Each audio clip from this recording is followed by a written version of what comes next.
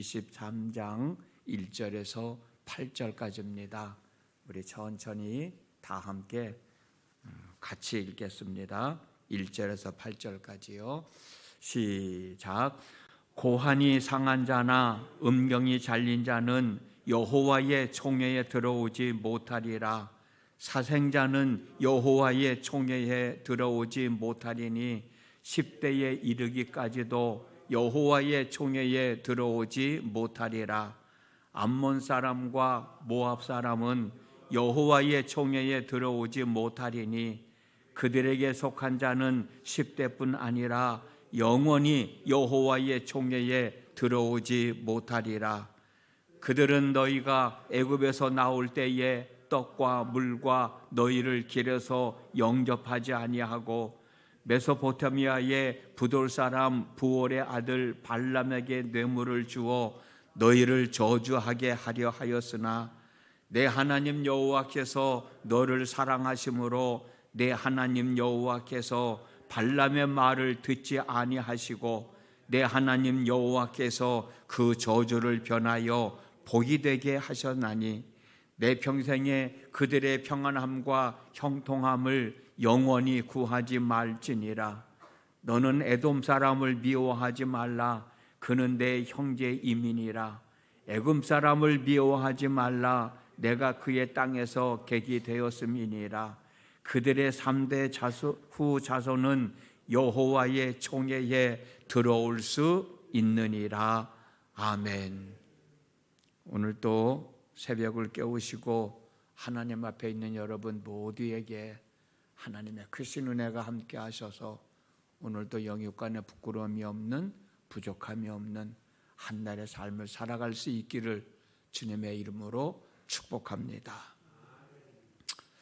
오늘 우리가 읽은 말씀은 이스라엘 백성들이 총회를 할 때 총회에 들어갈 수 없는 사람이 있다고 말씀하고 계십니다. 어떤 사람이 왜 총회에 들어갈 수 없는지를 생각하며 은혜를 나누고 오늘 하루도 하나님의 은혜의 자리 안에 들어갈 수 있고 그곳에서 살아갈 수 있는 우리 모두가 되어졌으면 정말 좋겠습니다. 본문에서 말하는 총회는 여러 가지 의미가 있습니다만 그 중에서도 우리가 귀하게 여겨야 할 것 하나는 이스라엘 백성들이 함께 모여서 하나님을 예배하기도 하고 또 집회를 하기도 하고 그리고 국가적으로 위기가 닥쳐 있을 때 공식적인 회의를 말합니다. 그러니까 이스라엘 백성들에게 있어서는 아주 중요한 회의가 되는 것이지요. 그런데 이 본문 2절에서 3절 말씀을 보면 고환이 상한 사람, 음경이 잘린 사람, 사생아들은 이 총회에 들어갈 수 없다는 거예요. 그러면 고환이 상한 사람, 음경이 잘린 사람, 사생아는 왜 무엇 때문에 총회에 들어갈 수 없는가? 라고 하는 말씀이 본문에 없습니다. 그래서 레위기 21장 16절에서 24절 말씀을 보면 레위 지파 사람들이라 할지라도 몸에 흠이 있는 사람은 제사장이 될 수 없다고 하는 말씀이 있어요. 이 말씀에 비추어 본다면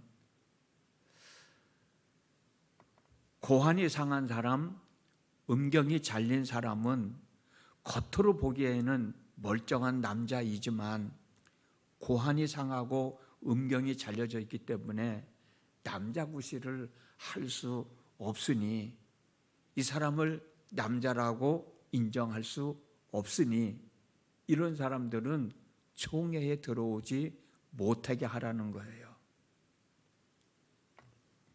이 말씀에서 우리가 얻어야 할 교훈이 뭘까? 나는 예수님을 믿어 구원받은 하나님의 사람이라고 생각하고 살아가고 있지만 이와 같은 내 생각을 하나님께서도 맞다. 너는 예수를 믿어 구원받은 내 사람이다. 라고 인정을 해 주실 수 있을 만큼 내가 온전한 믿음을 가지고 온전한 믿음의 삶을 제대로 잘 살아가고 있는지 한 번쯤은 되돌아봐야 될 것 같다라는 생각을 하는 거예요. 겉으로는 멀쩡한 육신을 가지고 있지만 고환이 상하고 음경이 상한 사람, 잘린 사람은 총에 들어올 수 없단 말이에요. 겉으로 보기에는 정말 믿음의 생활 잘하는 것 같이 보이지만 하나님이 보실 때 너는 정말 예수를 믿어 구원받은 내 사람이다라고 인정해 줄 수 있을 만큼 내가 온전한 믿음을 가지고 믿음의 생활을 제대로 하고 있는지 한 번쯤 되돌아봐야 될 거 아닌가. 그래요.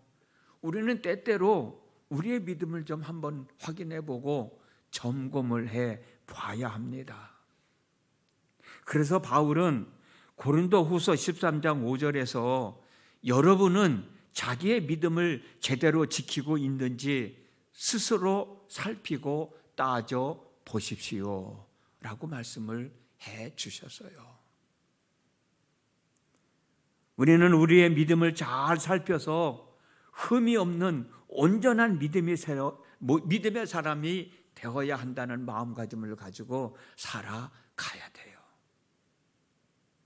그런 마음을 가지고 살아가야 마태복음 7장 22절에서 23절까지 예수님께서 많은 사람들이 주님, 우리가 주님의 이름으로 예언을 하고 주님의 이름으로 마귀를 쫓아내고 주님의 이름으로 많은 기적을 행하지 않았습니까? 라고 말하는 사람들에게 악한 일을 삼는 자들아 나에게서 물러나라.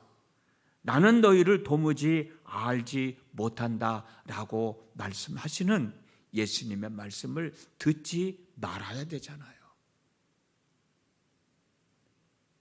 나는 내 나름대로 믿음의 생활을 잘한다고 생각하고 사는데 예수님께서 인정해 주시지 않으면 마지막 순간에 나는 너희를 알지 못한다 라고 그런 말씀을 들으면 안 되니까 총회에 들어가려고 하는데 야 너는 안 돼 라고 하면은 들어갈 수 없잖아. 마찬가지로 우리의 삶도 우리의 믿음의 삶도 좀 한번 뒤돌아보고 확인해 봐야 마지막 순간에 너 예수 믿는 사람으로서 삶을 잘 살다가 나에게 왔다 어서 와라 즐거운 잔치자리에 참여해라 라고 하는 말씀을 들을 수 있지 않느냐는 거죠. 우리는 사도행전 13장 22절 말씀대로 내가 이새의 아들 다윗을 만나니 내 마음에 맞는 사람이라 이런 말씀을 들을 수 있어야 되는 거예요. 예수님께서 나다나엘을 보시는 순간 너는 거짓이 없는 흠이 없는 참 이스라엘 사람이다 라고 말씀하셨던 것처럼 우리도 또 이런 말씀을 인정받을 수 있는 말씀을 드리며 살아가야 되지 않겠냐는 거죠. 오늘 기도하면서 내 믿음의 삶을 한번 되돌아보고 내가 하나님으로부터 이런 인정을 받을 수 있는 믿음의 삶을 살아가고 있는지 확인해보는 귀한 시간이 되어졌으면 좋겠습니다. 두 번째로 총회에 못 들어가는 사람은 4절과 6절에 나오는 암몬 사람과 모압 사람인데 이 사람들은 영원히 총회에 들어갈 수 없다는 거거든요. 무엇 때문에 그랬을까? 이 사람들은 이스라엘 백성들이 애굽을 나와서 적각불이 흐르는 가나안 땅을 향하여 지금 광야의 길을 걸어가고 있을 때 얼마나 지치고 피곤하겠어요. 얼마나 배가 고프겠어요. 얼마나 지쳐 있었을 거예요. 이런 사람들에게 먹을 것을 주고 물을 주고 평안히 좀 쉬었다 가라라고 할 수 있을지 그런 일을 하지 못할 망정 발락이라는 왕이 부올의 아들 발람을 불러다가 이스라엘 백성들을 저주하라고 뇌물을 줬다는 거예요.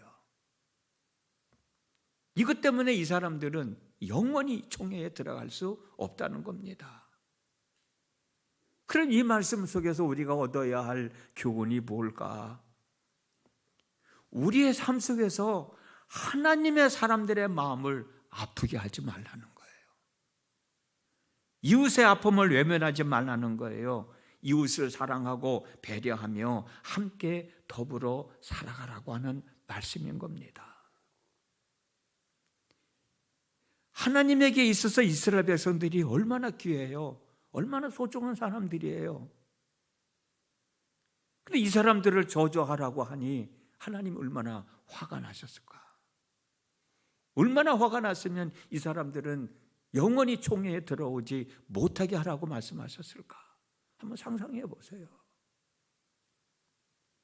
내가 어리석은 질문 하나 하겠습니다. 하나님은 예수님을 믿어 구원받은 사람들만 사랑하시지 예수님을 믿지 않는 사람들은 사랑하지 않는다라고 생각하고 계시나요? 그렇게 생각하면 안 돼요. 하나님은 예수님을 믿어 구원받은 여러분들을 사랑하시지만 아직까지 예수를 믿지 않는 사람들도 하나님은 사랑하고 계셔. 그래서 그들에게 복음을 증거하라고 말씀하시는 거예요. 그들도 예수를 믿고 구원받은 사람 되게 하라고 우리에게 명령하시는 거예요. 그러므로 우리의 이웃은 예수님을 믿는 사람들이고 우리들의 교회의 성도들이지만 내 주변에 있는 아직 예수를 믿지 않는다 할지라도 내 주변에 있는 사람들, 교회 밖에 있는 사람들도 우리들이 사랑해야 할 대상인 거예요. 근데 이런 사람들을 우리가 외면한다고 생각해 봐요. 이런 사람들과 원수 맺고 산다고 생각해 봐요. 더 나아가 이런 사람들을 내 마음에 들지 않는다고 저주한다고 생각해 봐요. 하나님이 얼마나 화가 나시겠나.